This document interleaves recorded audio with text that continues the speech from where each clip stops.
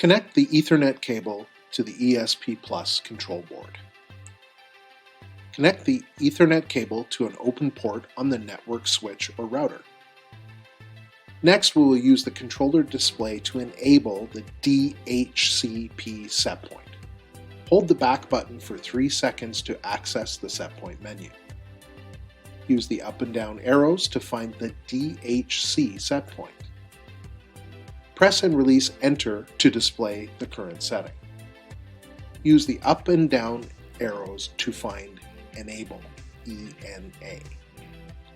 Press and hold the Enter button for 3 seconds to confirm the setting and enable DHCP.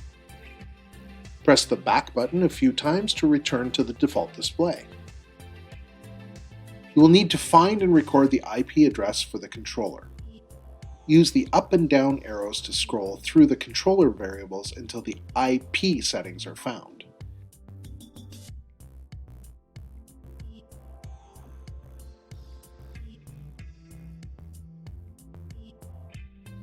When you get to IP1, press Enter. Those 3 digits are the first digits of your IP address. Press Enter. Press arrow down to get to IP2. Press Enter and you'll see the second group of 3 digits. Press Enter. Repeat for IP3 and IP4.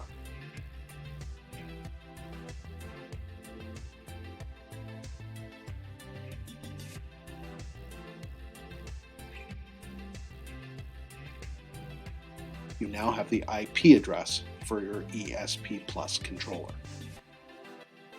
On a computer connected to the same network as the ESP Plus controller, open any browser, either wired or wireless. Enter the controller IP address into the address bar of the browser and press Enter. The controller home page should now be displayed. If the controller web page does not load, additional setup support or IT support may be required. If you want to make any changes to passwords, unit settings, etc., you must first log into the dashboard. If this is the first time accessing this controller, use the defaults, username of key2admin and a password of key2admin. Otherwise, use the username and password you set or were supplied.